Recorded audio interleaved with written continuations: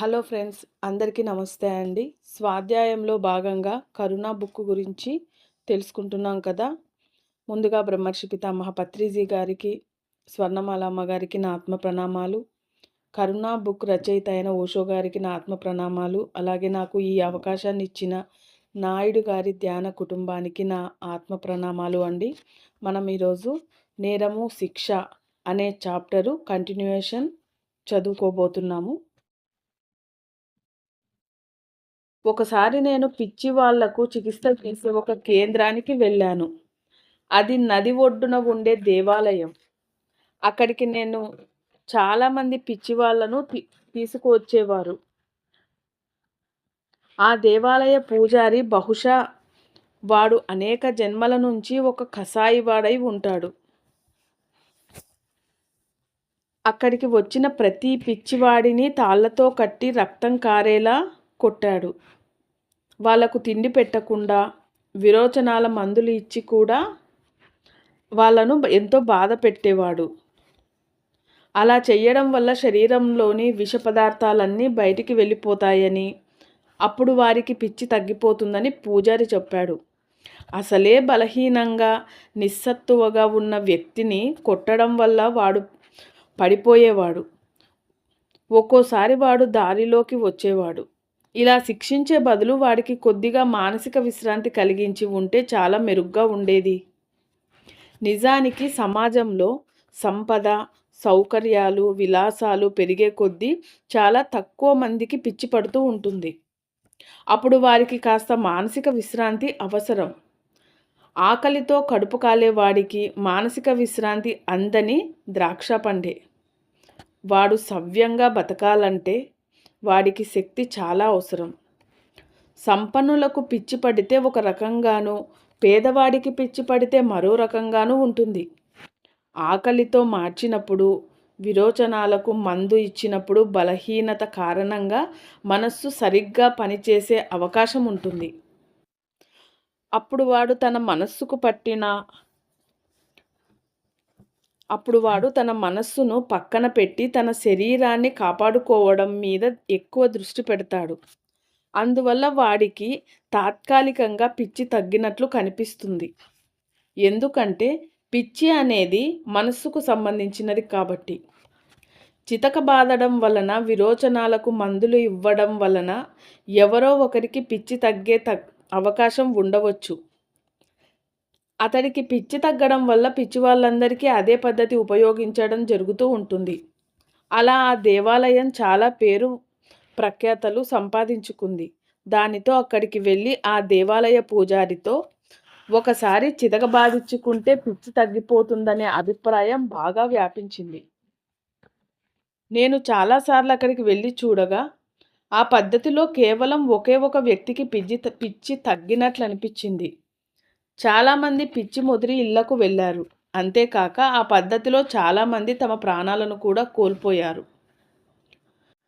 అయితే భారతదేశంలో అతి పవిత్ర స్థలమైన గుడిలో, అందులోనూ ఒక పూజారి చికిత్స చేస్తే అది నేరమేమీ కాదు.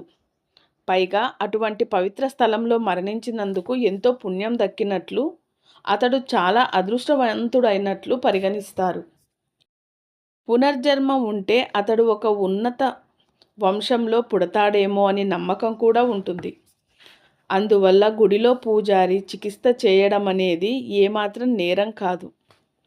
ప్రపంచవ్యాప్తంగా అనేక మంది పూజారులు ఇలా పిచ్చి వాళ్లకు చికిత్స చేస్తూనే ఉన్నారు. పిచ్చిని నయం చేసే పద్ధతి ఇది కాదని మనకు ఇప్పుడు బాగా తెలుసు. పిచ్చి వాళ్ళను చెరసాలలో పెడుతుంటారు. పైగా ఏకాంతంగా గడిపే గదుల్లో నిర్బంధించి ఉంచుతారు. పిచ్చి వాళ్ళను ఏం చేయాలో తెలియక, వాళ్ళతో ఎలా వ్యవహరించాలో అంతుపట్టక ప్రపంచవ్యాప్తంగా ఇదే విధానం కొనసాగుతోంది. మన అజ్ఞానాన్ని కప్పిపుచ్చుకునేందుకు మనం పిచ్చి వాళ్ళను చెరసాలలో ఉంచేసి తరువాత వారి గురించి మనం మర్చిపోతూ ఉంటాం. అటువంటి వాళ్ళు ఈ ప్రపంచంలో ఉన్నారనే సంగతి కూడా మనం ఏమాత్రం పట్టించుకోం. మా స్నేహితుడి మావయ్యకు పిచ్చెక్కింది. వారు సంపన్నులు. నేను తరచూ వాళ్ళింటికి వెళుతూ ఉండేవాడిని.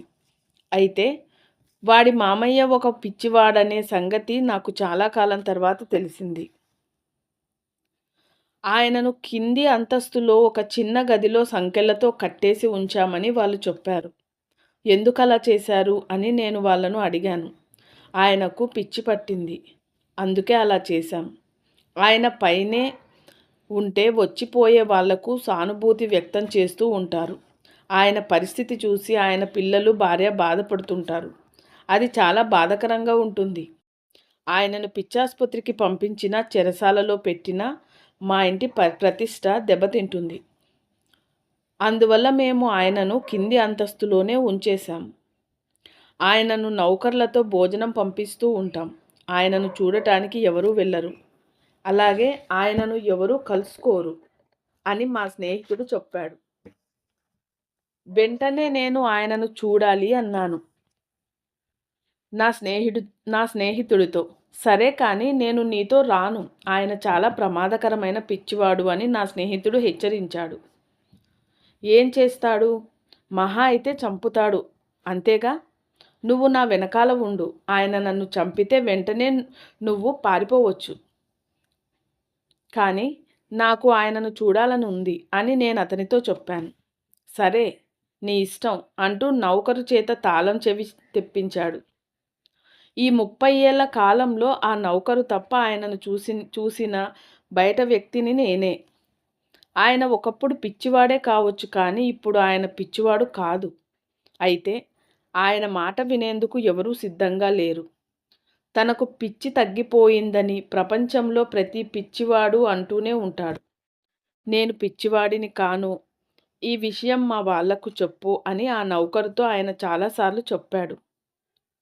ప్రపంచంలోని పిచ్చివాళ్ళందరూ అలాగే అంటారు అని భావించే ఆ నౌకరు ఆ మాటలను ఏమాత్రం పట్టించుకునేవాడు కాదు. అలా చెప్పగా చివరికి ఆ నౌకరు ఆయన కుటుంబ సభ్యులకు ఆ విషయం చెప్పినా వాళ్ళు ఏమాత్రం పట్టించుకోలేదు. నేను ఆయనని చూడడానికి వెళ్ళాను. ఆయనతో కూర్చొని మాట్లాడాను. ఆయన అందరిలాగే మామూలుగా మాట్లాడాడు. 30 ఏళ్ల నుంచి నేను ఇక్కడే ఉండడం నాకు ఒక గొప్ప అనుభవం. మీ పిచ్చి ప్రపంచానికి దూరంగా ఉండడం ఒక విధంగా అదృష్టమనే అనుకుంటాను. నేను పిచ్చివాడినని అనుకున్న వాళ్ళంతా అనుకుంటున్నారు. వాళ్ళను అలాగే అనుకోనివ్వండి. నాకు నష్టమేమీ లేదు. మీ పిచ్చి ప్రపంచానికి దూరంగా ఉన్నందుకు నాకెంతో ఆనందంగా ఉంది. మీరేమనుకుంటున్నారు అని ఆయన నాతో అన్నారు. మీరు చెప్పింది అక్షరాల నిజం. 30 ఏళ్ల క్రితం కన్నా ఇప్పుడు ప్రపంచానికి బాగా పిచ్చెక్కింది. ఈ 30 ఏళ్ల కాలంలో ఎన్నో మార్పులు జరిగాయి. పిచ్చి కూడా బాగా మారిపోయింది. మీరు పిచ్చివాళ్ళు కాదని ఎవరికీ చెప్పకండి. మీకు పిచ్చి లేదని తెలిస్తే మిమ్మల్ని బయటకు తీసుకువస్తారు. ఇప్పుడు మీరు చాలా ప్రశాంతంగా జీవితాన్ని అనుభవిస్తున్నారు. ఇక్కడే హాయిగా తిరగగలుగుతున్నారు అని నేను ఆయనతో అన్నాను. నేను ఇక్కడ చేస్తున్న ఏకైక వ్యాయామం నడవడమే అని ఆయన అన్నారు. ఆయనకు నేను విపాసన ధ్యానం నేర్పాను. మీరు బుద్ధుడు కాగల స్థితిలో ఉన్నారు. మీకు ఎలాంటి సమస్యలు, ఇబ్బందులు, బాధలు, అభ్యంతరాలు, ఆటంకాలు లేవు. నిజంగా మీరు ఎంతో అదృష్టవంతులు అని ఆయనతో అన్నాను. కొన్ని రోజుల తర్వాత ఆయన చనిపోయారు. అప్పుడు నేను వెళ్ళి ఆయనను చూశాను. ఆయన ముఖం చాలా ప్రశాంతంగా ఉంది. ఆ ప్రశాంతతలో ఆయన విపాసన ధ్యానం చేసినట్లు నాకు చాలా స్పష్టంగా కనిపించింది. పిచ్చి వాళ్లకు పిచ్చి తగ్గాలంటే కొన్ని ధ్యాన పద్ధతులను పాటించాల్సి ఉంటుంది. నేరస్తులకు కూడా మానసిక సహాయం, ఆధ్యాత్మిక ప్రోత్సాహం చాలా అవసరం. వారు మానసిక రోగులు. మీరు రోగులను శిక్షిస్తున్నారనే విషయాన్ని మర్చిపోకూడదు. అది వారి తప్పు కాదు. ఒక వ్యక్తి హత్య చేశాడంటే వాడిలో చాలా కాలం నుంచి హత్య మనస్తత్వం పనిచేస్తున్నట్లే. అతడు ఒక వ్యక్తిని హత్య చేశాడంటే అది అకస్మాత్తుగా జరిగిన వ్యవహారం కాదని మనం అర్థం చేసుకోవాలి. ఎక్కడైనా ఒక హత్య జరిగిందంటే మొత్తం సమాజాన్ని గమనించాలి. మొత్తం సమాజం అందుకు మూల్యం చెల్లించాలి. ఈ సమాజంలో అటువంటి దారుణం ఎలా జరిగింది, ఎందుకు అతడు అంత ఘోరానికి పాల్పడ్డాడు? ఎందుకు అతడు అలా తయారయ్యాడు? ప్రకృతి అందరికీ సృజనాత్మకతను ప్రసాదిస్తుంది. దానికి ఏదో అడ్డు తగిలినప్పుడే అది విధ్వంసంగా మారుతుంది. సహజ ప్రవాహాన్ని అడ్డుకునేటప్పుడు అది విధ్వంసకాండ సృష్టిస్తుంది. సహజత్వం వైపు శక్తి ప్రవహిస్తున్నప్పుడల్లా సహజం దానికి అడ్డుపడి దానిని చిన్నాభిన్నం చేసి మరొక మార్గం వైపు మళ్ళుతుంది. దానితో ఆ వ్యక్తి చాలా గందరగోళంలో, అయోమయంలో పడతాడు. ఏది ఏమిటో అతడికి అర్థం కాదు. అతడు ఏ పని ఎందుకు చేస్తున్నాడో, ఏం చేస్తున్నాడో అతనికే తెలియదు. అసలు కారణాలు వెనుకబడతాయి. దానితో అతడు వంకర టింకర మార్గాలలో ప్రయాణించడం ప్రారంభిస్తాడు. అదంతా అతనికి చిక్కుముడిగానే కనిపిస్తుంది. మరణశిక్షకు ఎవరూ అర్హులు కారు. అది ఎవరికీ అవసరం లేదు. ఒక మరణశిక్షే కాదు, ఎవరికీ ఏ శిక్ష అవసరం లేదు. ఎందుకంటే శిక్ష అనేది ఎవరిని ఏ విధంగానూ బాగు చెయ్యలేదు. ప్రతిరోజు నేరస్తులు తయారవుతూనే ఉన్నారు. ప్రతిరోజు మీరు మీ జైళ్లను నిర్మిస్తూనే ఉంటున్నారు. ఇది ఒక విచిత్రమైన పరిస్థితి. నిజానికి ఇది ఈ విధంగా ఉండాల్సిన అవసరం లేదు. ఇందుకు పూర్తి విరుద్ధంగా జరగాలి. ఇన్ని కోర్టులు, చెరసాలలు, శిక్షలు ఉన్నప్పుడు నేరాలు, నేరస్తులు చాలా తక్కువ సంఖ్యలో ఉండాలి కదా. కొంతకాలానికి చెరసాలలు, శిక్షలు, కోర్టులు కూడా తగ్గాలి. అయితే అలా ఎక్కడ జరగడం లేదు. ఎందుకంటే మీ కోర్టులు కూడా తగ్గాలి. అయితే అలా ఎక్కడా జరగడం లేదు. ఎందుకంటే మీ వాదనంతా తప్పులు తడికే. శిక్షలతో ఎవరికీ మార్చలేము, ఎవరిని మార్చలేం కూడా. మీ న్యాయమూర్తులు, న్యాయ నిపుణులు, రాజకీయ నాయకులు అనేక సంవత్సరాల నుంచి చేస్తున్న పొరపాటే ఇది. వాళ్ళను శిక్షించకపోతే వాళ్ళు ఎలా నేర్చుకుంటారు అని వారు ఆలోచిస్తుంటారు. అంటే అందరూ నేరాలు చేస్తున్నట్లే కదా. మనం శిక్షిస్తేనే వారు భయపడతారని, వారు నేర్చుకునేలా చేసేందుకు భయపెట్టడం ఒక్కటే మార్గమని వారు అనుకుంటారు. కానీ భయపెట్టడం ద్వారా వారు ఏమీ నేర్చుకోలేరు. శిక్ష విధిస్తూ పోతే అది వారికి అలవాటైపోతుంది. దానితో వారిలో భయం అనేది పోతుంది. ఎందుకంటే ఏం జరుగుతుందో వారికి తెలుసు. ఏం చేస్తారు?